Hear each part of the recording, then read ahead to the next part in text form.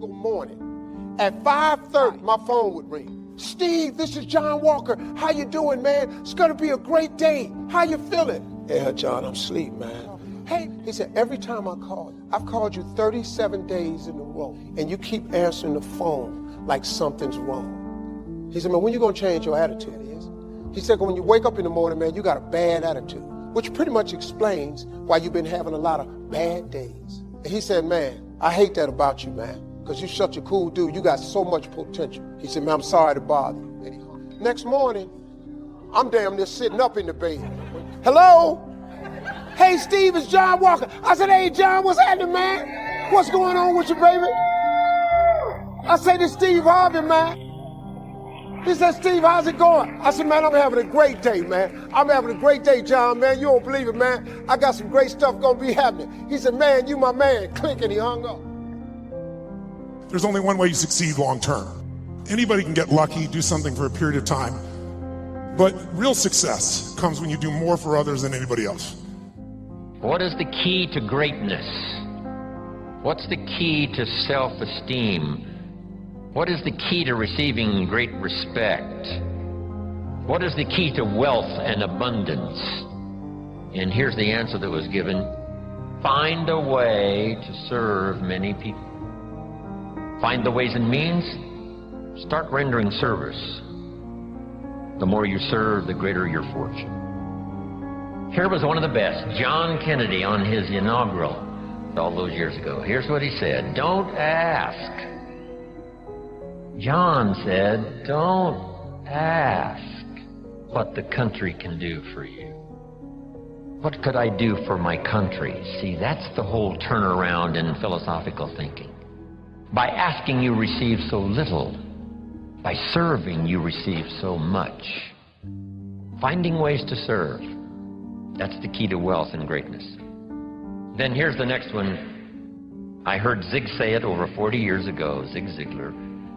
If you help enough people get what they want, you can have everything. Quite wishing you made you the Friday night for most which straight minutes to it, I'm gonna.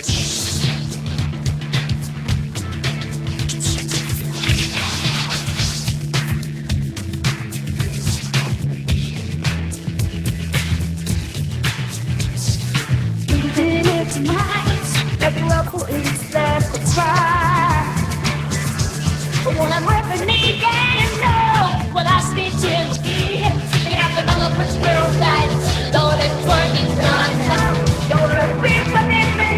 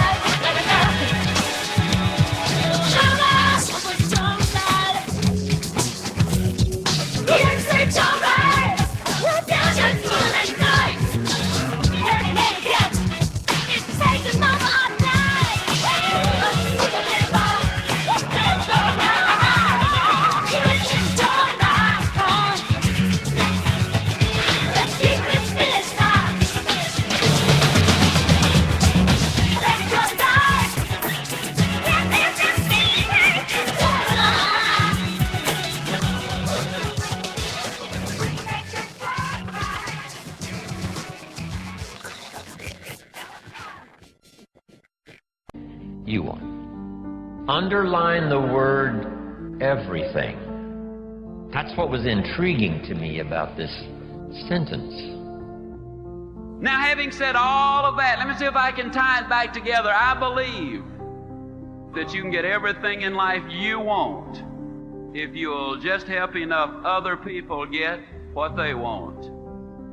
If you're selling a product that solves a problem, then you're helping someone else get what they want, which is the solution to the problem, so you get what you want and what you deserve.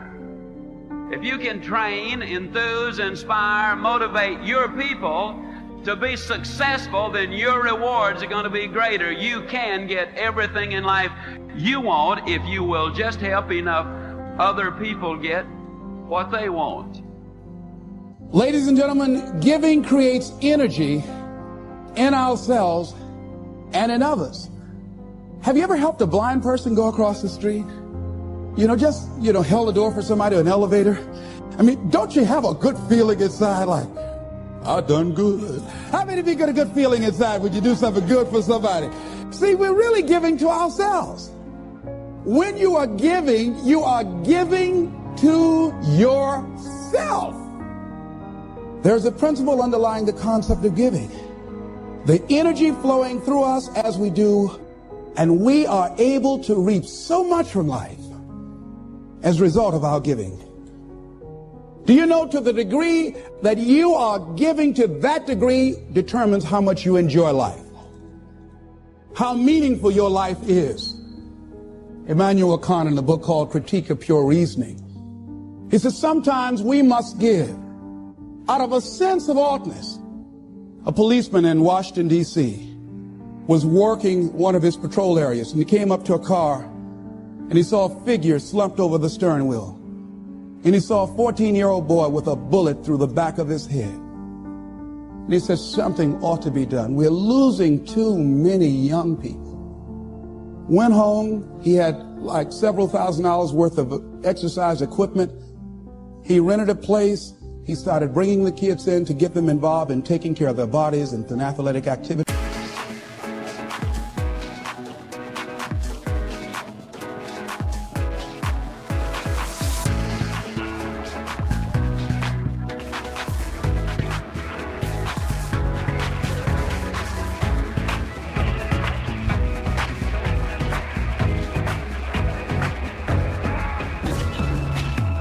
Use my fish in a storm, and I'll be moving all around. This is when I feel alive. Feel magically in your life.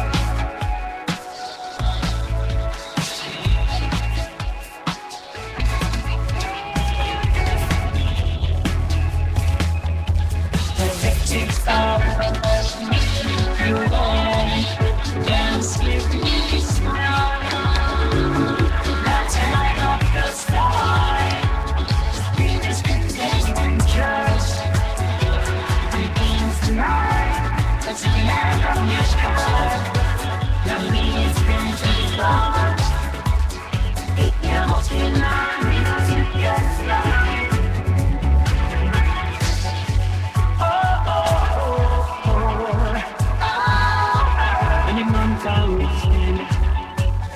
Where to go that every day? Why keep coming back and forth? Sticking the love in your eyes. Nothing on the floor breaks me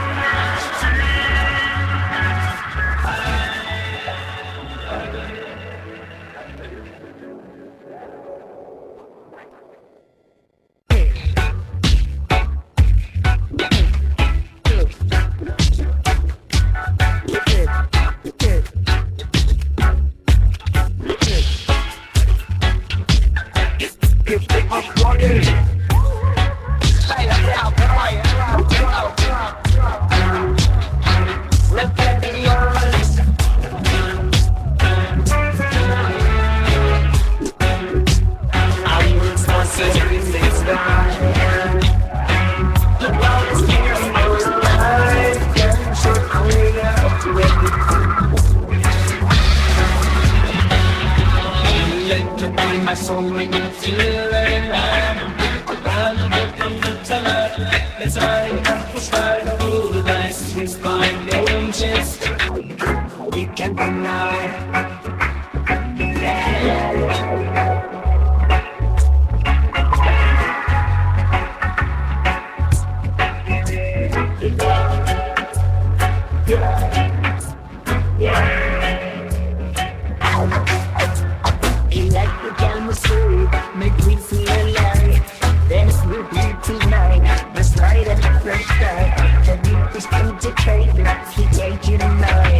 Let's get lost in this and let it fly. I need some space, they might stay right.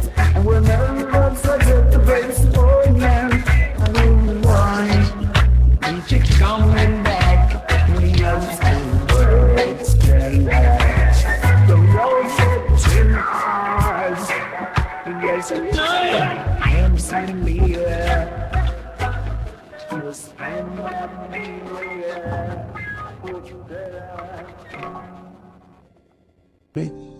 Getting them involved in entrepreneurial ventures, and now these kids have started their own business. They have a little shopping center, and they have commercials on radio, and I'm going to be going there doing some training with them.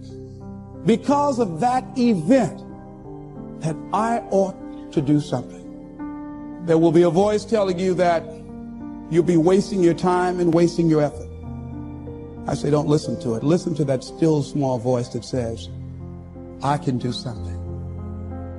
We ought to do it. I strongly believe that as we begin to look toward the future, whatever you want to do, if you get up in the morning out of a sense of oughtness and decide that I am an opening for the universe, and each day we get up, we make it our personal business to make a difference in those areas that we're concerned about. When you're in a position where you own what you're about and you know what you're here to deliver, and you deliver it on a significant scale, then you have an opportunity to really experience not only success but fulfillment. And my life was completely changed because when I was 11 years old, we had no money and no food, and we've gotten used to that, but it was Thanksgiving, which makes it more emotional. But it profoundly changed me because that day something changed my life, and it was somebody simply coming and delivering food. And it wasn't a happy moment for my father. Pretty painful moment. And the door happens, and I go to open the door, and there's this tall guy standing there. And he said, is your father here? And I said, just one moment. And my father came to the front door begrudgingly. When he saw the man, he got very angry. And he said, we don't take charity. And he went to slam the door. And he said, sir, this is not charity. Everybody has tough times. Please accept this gift. My father got even more intense, started saying, I don't accept charity. And this time the man put his foot there and bounced off of it. He looked at my father and said, don't let your family suffer because of your ego. My father didn't know what to do. He grabbed the food, he slammed it down and slammed the door. Everything in our life is controlled by 3 decisions. The first one is, what are you going to focus on? And that day, my father focused clearly on the fact that he had not taken care of his family. And whatever you focus on, you're going to feel. Thinking something horrible is going to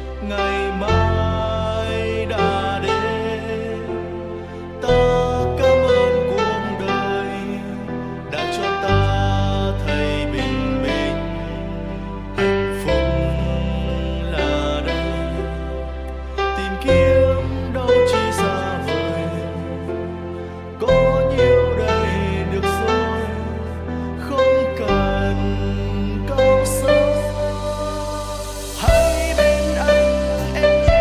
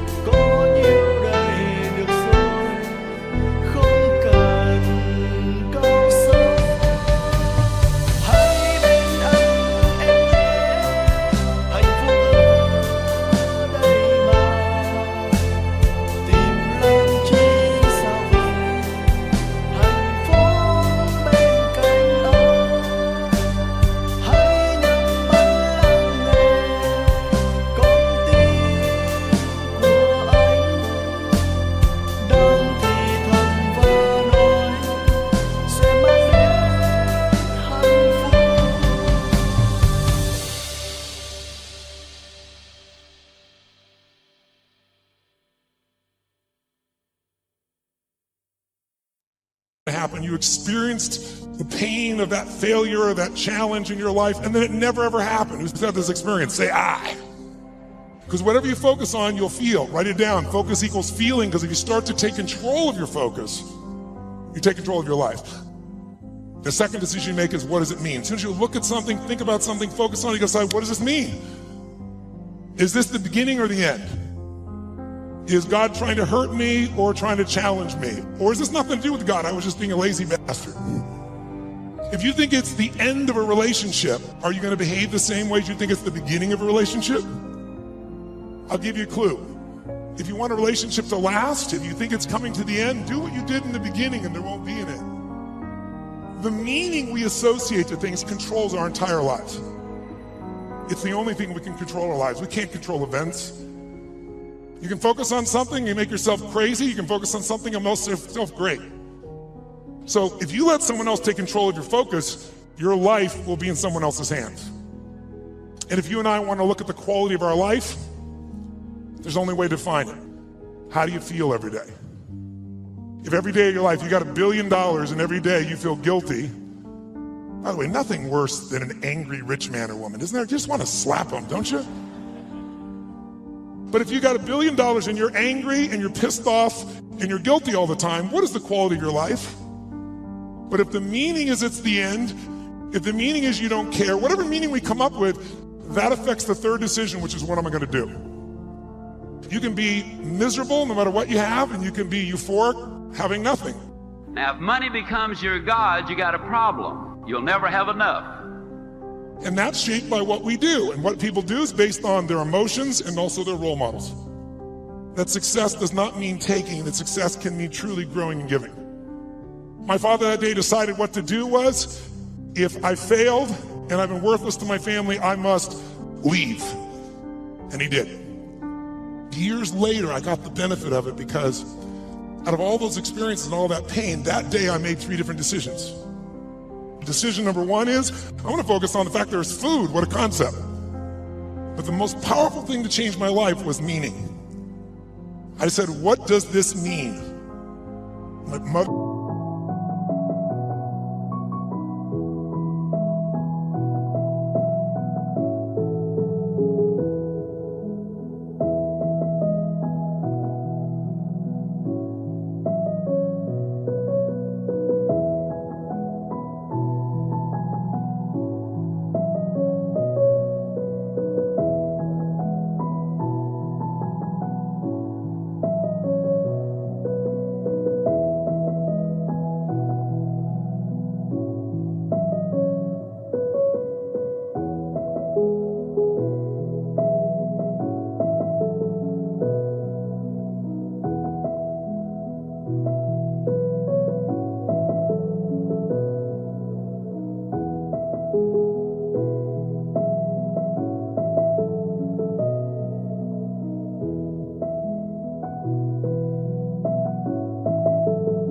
always said, nobody gives a shit. Nobody cares. And that day I had physical evidence. Those you bringing food, I want you to know that's not just food. That's called love for someone. I realized that my worst day of my life was my best day. Because out of every tragedy, out of every pain, it only gets healed when we find a deeper meaning. And I realized I wouldn't have been there that day. I wouldn't have that hunger to help somebody else if I hadn't had the hunger in my own soul at one point missing. But I want you to think about what's going to create meaning for you. Because money by itself won't do it. Impact will. Do it because research shows when it comes to money, buying things will never make you happy. Never. Now, if you don't give a dime out of a dollar, you're not going to give 100 million out of a billion ever. Don't kid yourself. So the place is start wherever we are. And if you do, I think you can find there's enormous enjoyment in that process.